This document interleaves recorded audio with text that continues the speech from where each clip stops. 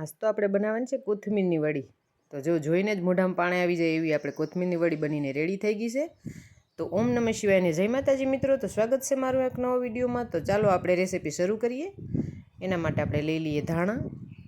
આવી રીતના મેં કાપેલા ધાણા લઈ લીધા। આપણે જોઈતા એટલા ધાણા આપણે લઈ લેવાના છે ને આપણે એમાં નાખવાનો છે ઘઉંનો લોટ। તો મેં 1 ચમચો ભરી અને ઘઉંનો લોટ નાખ્યો। 1 ચમચો ભરીને મેં ચણાનો લોટ નાખ્યો અને આપણે થોડોક એવો રવો નાખવાનો છે ને ઉપરથી નાખી દઈએ હળદર નાખી દઈએ, જીરું નાખી દઈશું અને આપણે કાળું નમક જે આવે તે નાખી દઈશું અને આપણે કારા મરીનો ભૂકો નાખી દઈશું અને આપણે લસણની અને ચટણીની પેસ્ટ નાખી દઈશું અને હવે આપણે નાખી દઈશું મીઠું। આપણે સ્વાદ અનુસાર મીઠું નાખવાનું છે અને ઉપરથી નાખી દઈશું તલ અને હવે આપણે થોડીક એવી ખાંડ નાખી દઈશું અને લીંબુનો રસ થોડોક 1 ચમચી નાખી દઈશું અને ઉપરથી તેલ નાખી દઈશું।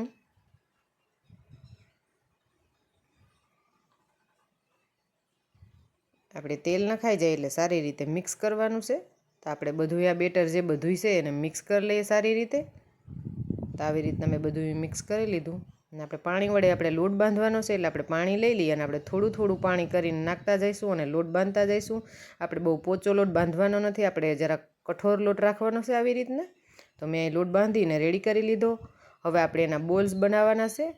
તો એમાંથી આપણે બોલ્સ બનાવી લઈએ અને આપણે ડીશમાં કાઢી લઈએ। તો બધાય બોલ્સ આપણે બની ગયા ને આપણે બટર પેપર લેવાનું છે ને એમાં બધાય આપણે ગોઠવી દેવાના છે અને આપણે સારી રીતે ઉજમાં પકવવાના છે। તો આપણે બધાય બોલ્સ આમાં ગોઠવી લઈએ આવી રીતના। લાગે છે ને મસ્ત અને સરસ। તમે પણ બનાવજો અને મને કોમેન્ટ કરીને કહેજો। ને હવે આપણે મૂકવાનું છે કુકર। કુકરમાં આપણે ઉજમાં જ બાફવાના છે એટલે આપણે ડીશમાં ભરી અને કુકરમાં આપણે 30 મિનિટ જેટલું તો પાકવા દેવું પડશે। એટલે આપણે 30 મિનિટ સુધી આપણે વાટ જોવાની રહેશે અને આપણે આ બાજુ બનાવી લઈએ ચટણી। ત્યાં સુધીમાં આપણા બોલ્સ પાકીને રેડી થઈ જાય।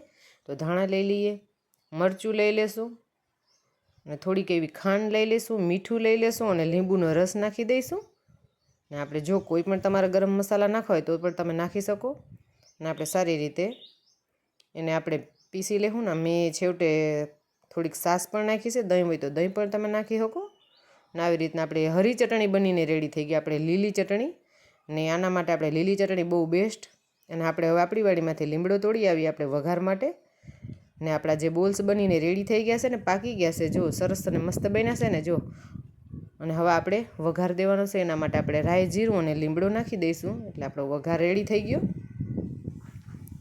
અને જે આપણા બોલ્સ પાકી ગયા છે કોથમીરની વડી એ આપણે હવે એમાં નાખી દઈશું અને સારી રીતે પાકવા દઈશું। આપણે થોડીક જ વાર પકવવાની છે, તરત જ કાઢી લેવાની છે ને ઉપરથી આપણે ધાણા અને તલ નાખવાના છે। તો સરસ એવી લાગે છે, જો કેવી સરસ લાગે। અને આપણે ચટણીમાં પણ તડકો દઈ દઈશું આવી રીતના।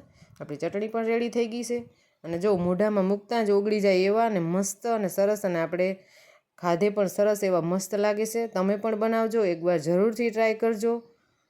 ને જો મારો વિડીયો ગમ્યો હોય તો લાઇક, શેર અને નવા હોય તો સબસ્ક્રાઈબ કરી લેજો અને ફેસબુકમાં જોતા હોય તો ફોલો કરી લેજો।